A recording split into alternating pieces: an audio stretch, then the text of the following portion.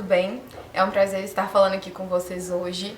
O meu nome é Tainá, eu sou professora de língua portuguesa e aqui na escola a gente divide, esse trabalho em 3 frentes, Então, gramática, interpretação de texto e literatura. Eu me formei em letras pela UFMG em 2017 e eu também tenho um mestrado também pela UFMG na área de ensino de língua portuguesa. Bom, o trabalho com ensino de língua, ele é bastante amplo, Porque as habilidades que a gente adquire nessa área são utilizadas em todas as outras áreas de conhecimento. Não existe nada nesse mundo que seja produzido ou que seja consumido que não passe pela linguagem, seja ela verbal ou não verbal. Portanto, eu estruturo as minhas aulas de maneira que elas sejam contextualizadas e que aproximem o aluno da língua, Porque quando se pensava em aula de português, se tinha a ideia de que era uma aula maçante, focada na memorização de regras, muitas vezes sem saber o porquê, sem saber o motivo para todas aquelas regras. Felizmente, hoje, a gente pode trabalhar com uma abordagem em que o aluno é mais ativo, em que o ensino é mais refletido, contextualizado e o aluno protagonista da sua aprendizagem. As minhas aulas são bastante dialogadas e eu gosto muito que eles tragam as próprias vivências para a sala de aula, não só porque quando eles trazem essas vivências, eles conseguem associar melhor, associar o conteúdo estudado a esses conhecimentos e, portanto, sedimentar melhor aquilo discutido em sala, mas porque é também uma forma de aproximá-los da língua. Às vezes eles têm uma concepção, uma percepção, na verdade, de que a língua está afastada ou está num pedestal, quando na verdade ela está próxima, ela nos envolve.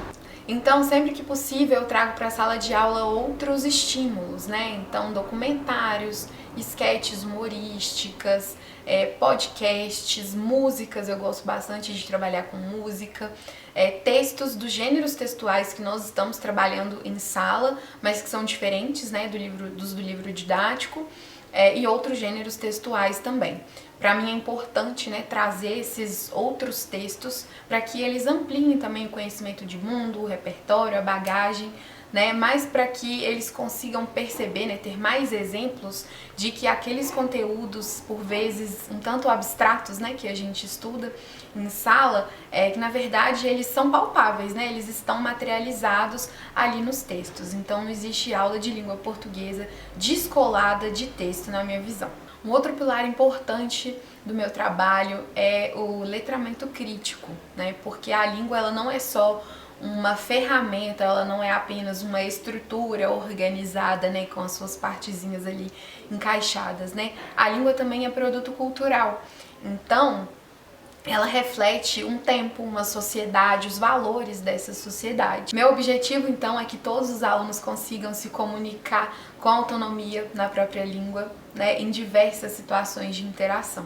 E para a gente, então, alcançar esse ponto, essa autonomia passa por saber ler criticamente e produzir diversos tipos de texto, tanto na escrita quanto na oralidade. Falando um pouco mais sobre essa questão da análise, esse trabalho de interpretação de texto, ele é um trabalho longo, que demanda tempo e paciência, de todos os envolvidos. Por que eu digo isso? Porque a interpretação de texto, eu costumo até brincar com eles assim, que a interpretação de texto é uma escadinha, Então, no primeiro degrau ali, a gente está mais atento à superfície do texto, aquilo que está dito nas linhas e não nas entrelinhas. Então a gente vai localizar informações, ir recuperando as pistas que o autor deixa ali na superfície do texto. Depois é que a gente passa para um trabalho de interpretação, sobe um degrauzinho, passa por um trabalho de interpretação de fato, que é relacionar aquilo ao nosso conhecimento de mundo, ao contexto de produção. E por fim, que a gente vai para uma camada mais densa do texto, e que a gente consegue elaborar hipóteses, construir novos conceitos mais elaborados. Todos os anos do Fundamental 2, nós conseguimos cumprir todos esses degraus, né, dessa escadinha da interpretação. Porém, a gente vai fazer isso de formas diferentes, né, adequando a idade, adequando o momento em que eles estão. Então, as minhas avaliações, elas são um reflexo, né, daquilo que a gente estuda em sala, né. Da mesma forma, né, como eu ensino de maneira contextualizada, eu cobro também de maneira contextualizada. Dificilmente vai aparecer uma questão gramatical solta, sem um texto de apoio, tá? Eu tento sempre vincular o conteúdo gramatical ao texto e cobrar também questões de interpretação de texto dentro desses níveis, né, desses degraus que eu comentei aqui anteriormente. Hoje nós enfrentamos então um desafio com relação à retenção, né, dos conteúdos, porque nós dividimos a atenção deles com outros estímulos, especialmente as telas, né? Então, nesse sentido, é muito importante que haja estudo em casa para além das tarefas que vão com a escola. Então, para tentar auxiliar a resolução, né, dessa questão, eu tenho trabalhado com os meninos algumas estratégias, né, para fixar aí mais esse conteúdo e incentivar o estudo independente. Então, eu tenho pedido mapa mental, flashcards, alguns deles, né, algumas turmas já levaram umas fichinhas que eu distribuí para eles fazerem os flashcards, fichamentos, né, sempre com base em algum vídeo que eu compartilhei com eles ou algum outro texto que eu compartilhei, até o momento foram vídeos.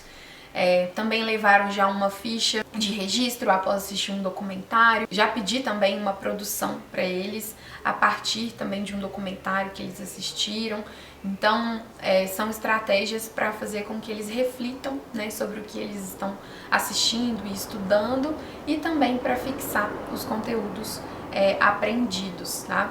E vocês vão perceber também que na maioria das vezes eu peço que essas atividades sejam feitas à mão, sejam escritas à mão. Porque já é comprovado por pesquisas que a escrita facilita, né, a memorização e o entendimento daquilo que é estudado. Um outro ponto que eu gostaria de ressaltar aqui também é a questão da leitura. A leitura, ela é um hábito e ela precisa estar presente em casa também. O que eles consomem impacta diretamente, né, a construção da bagagem cultural deles, né, impacta a formação deles. Comparando então a leitura e as telas, a gente vê que é uma concorrência desleal, né? Porque no jogo, nas redes sociais, eles estão sendo constantemente estimulados e recompensados. Esse ciclo, né, de estímulo e recompensa para o cérebro é muito rápido.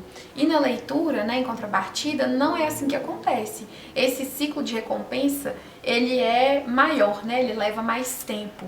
E o estímulo, né, também ele não é passivo, né, o aluno precisa engajar com aquele texto, né? Ele precisa se relacionar com aquele texto, demanda um esforço, uma atenção maior, né?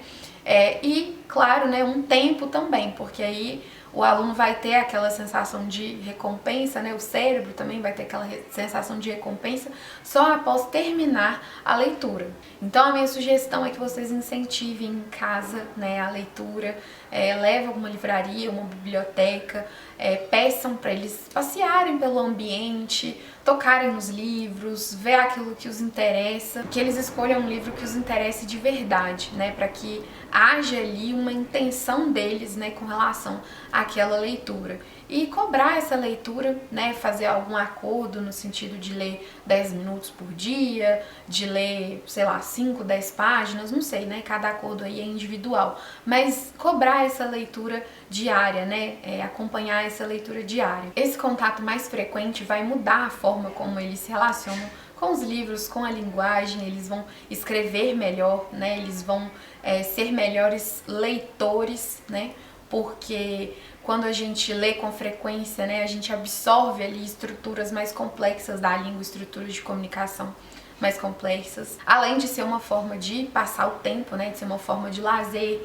né, de auxiliar no desenvolvimento, né, de um gosto estético, um apreço mesmo por essa arte, porque a literatura é uma arte que muitas vezes é um amparo pra gente. É uma arte que nos provoca, né? Que nos desafia, nos confronta, mas também é uma arte que nos conforta, né? Que nos abriga, né? Que nos possibilita refletir sobre as nossas questões individuais, que nos possibilita ser mais empáticos, que nos possibilita enxergar, né, outras formas de viver, de estar no mundo, outras realidades. Então ele só tem a ganhar com esse contato. Com relação a isso, vocês podem contar também com a escola, né? Porque nós vamos desenvolver um trabalho com livros literários e com coletâneas de textos. E ainda sobre esse tópico da leitura, eu gostaria de compartilhar com vocês uma pesquisa e uma entrevista. Nessa pesquisa, que foi divulgada no ano passado, nós temos dados que são preocupantes, né? Uma diminuição aí de 7 milhões de leitores. E também, né, um dado que muito me chocou, assim, mais da metade dos brasileiros, né, cerca de 53% dos entrevistados não leram nem partes de um livro pelo menos 3 meses antes de serem entrevistados. E quando a gente vê, né, a média de livros inteiros lidos é de menos de um livro por entrevistado. Esses dados, eles me chamam muita atenção, assim, porque eu não consigo imaginar a minha vida sem os livros, né, dado o tamanho do significado que a leitura tem pra mim. E eu desejo muito transmitir isso, né, pros alunos aqui da escola. Apesar, né, do impacto que esses dados aí tiveram sobre mim, eu sou muito otimista e eu acredito muito nesse trabalho de base, de incentivo à leitura, e que a gente pode, a partir dele, mudar esse cenário e essa realidade para os próximos anos, para as próximas décadas, né? A escola como um catalisador, né? Como uma potencializadora, né, da literatura e da leitura, e que a leitura, depois que eles saem da escola, né, não os abandone, que permaneça com eles. E por fim, eu gostaria de compartilhar então uma fala, né, uma entrevista com a Ana Maria Machado, né? Ela é uma escritora bastante conhecida, principalmente pelos livros infantis, e nessa entrevista ela comenta sobre o papel da leitura na vida, né, na infância e das escolas, né? Como incentivadoras aí da leitura. Essa fala dela em específico me chama muita atenção, né, porque ela diz justamente sobre esse processo de tentativa, né, com relação à literatura. Então, lá atrás, né, foi por isso que eu disse para deixá-los, né, numa livraria, numa biblioteca, caminhar entre os livros, tocar os livros, e ver ali qual que é o interesse que surge, né, deixar eles lerem algo que realmente os interessa. Porque é a partir desse interesse que eles vão conseguir identificar o que eles gostam e o que eles não gostam, né. Eu acho que não tem pessoa que não gosta de ler, tem a pessoa que ainda não encontrou o que gosta de ler. Mas pra gente encontrar aquilo que a gente gosta de ler, a gente precisa experimentar. Então vai tentar uma coisa, não vai gostar muito, vai tentar outra, não vai gostar muito. Mas quem sabe numa terceira ou numa quarta tentativa você encontra, né, um gênero que gosta de ler. E a partir daí consegue ir aprofundando, explorando gêneros parecidos, né, até formar aí o seu leque de repertórios e de bagagem.